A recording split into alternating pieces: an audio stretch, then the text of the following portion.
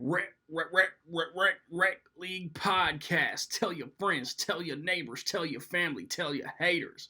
Available on Anchor and Google Podcasts and Spotify and Radio Public and Breaker and Stitcher.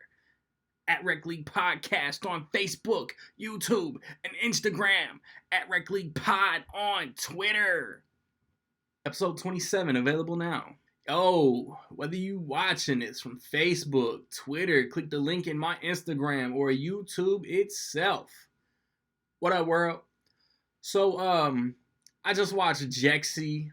It is the new comedy starring Andy Devine, the voice of Rose Byrne, Alexandra Shipp, Michael Pena, Charlene Yee, Ron Funches, Wanda Sykes, Justin Hartley.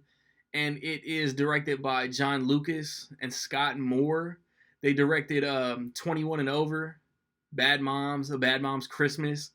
And if you want to get a shout out in my review of Zombieland Double Tap, stay tuned to the end of the video to figure out how you can do that. So, you got Andy Devine.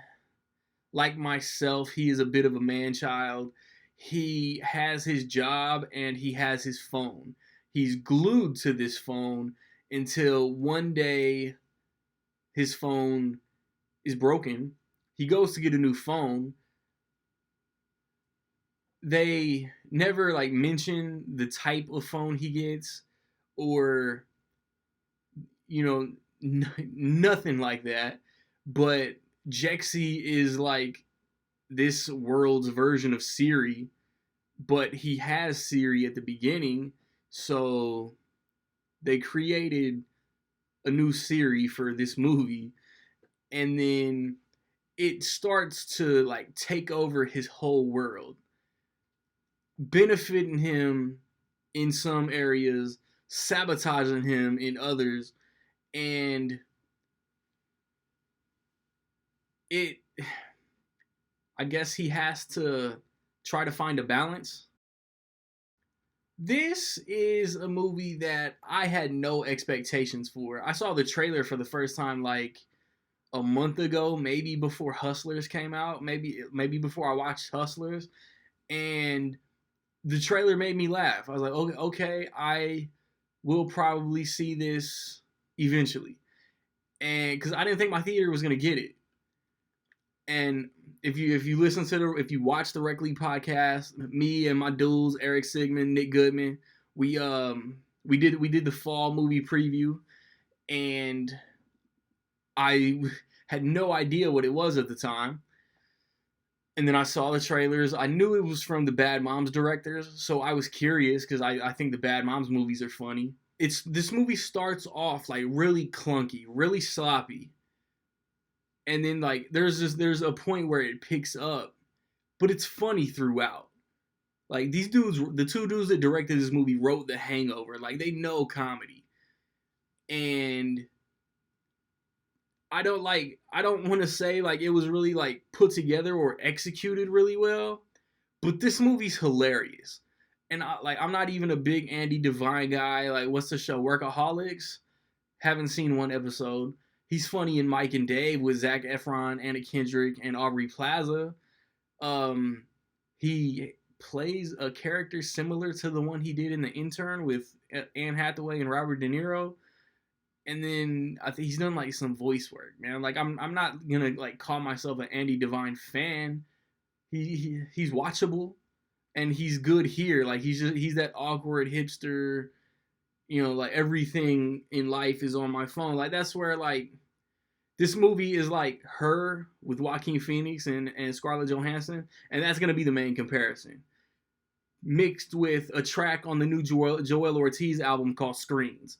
It's this movie's sad as fuck in the sense that it shows how attached and glued to computer screens and phone screens, TV screens, whatever screens, tablet screens, everybody is. We're all way too dependent on technology in 2019. He meets Alexandra Shipp, who I'm pretty sure didn't touch a cell phone for the whole movie.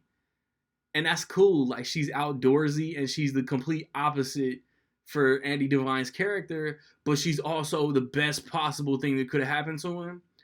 And then there's obstacles because Jexi, but like Rose Byrne is the best part of this movie. Like the script and the quips and her delivery, but it sounds robotic like a cell phone. It's hilarious. There were times where I was that obnoxious loud guy, the only one laughing at a joke, and I thought it was funny. Like this movie was way funnier than I thought it was gonna be.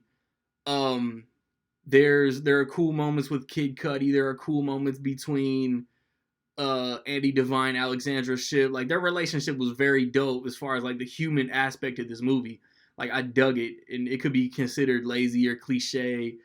And like I'm sorry, like for having no expectations going into this, I came out very, very surprised. I would put this as one of my favorite surprises of the year. And I've probably said that quite a bit this year. Justin Hartley pops up in this movie. Like he was on like Smallville or something, right? And he's on This Is Us Now. He was in Bad Moms Christmas, and his occupation was one specific thing. Like, what's up with these directors and giving Justin Hartley that occupation? It's kind of weird, but it's funny too. So, like I think I like the Bad Moms movies more, but I think Jexi may have been like funnier is overall like how much I laughed.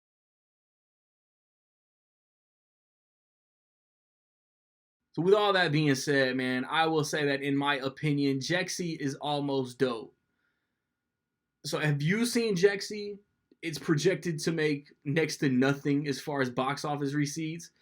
I didn't think it was coming here because it didn't get that many theaters. Like I've rarely seen a movie with as many theaters as this movie got get brought to my theater. You feel what I'm saying? But have you seen Jexi, man? What did you think of it, man? Positive, negative, somewhere in between? Let me know. Um, if you want that shout out in my review of Zombieland, double tap. How much will Gemini Man make opening weekend, man? Be the first, be the closest. Get your guesses in by noon Central Time Sunday, and you get shouted. I've recently posted, like literally, just posted a review for the Addams Family, Joker, Abominable, my three favorite third quarter movies of the year. That's all posted. 27 Rec League episodes posted on that channel, man. Look it up. Zombieland Maleficent next weekend. When Wonder Woman Bloodlines comes out, I want to review that. And then I think I'm chilling until Terminator. And hopefully Motherless Brooklyn in November, man. Like, subscribe, comment. Find me where you find me, man. Don't know where to find me. Watch these credits. Peace.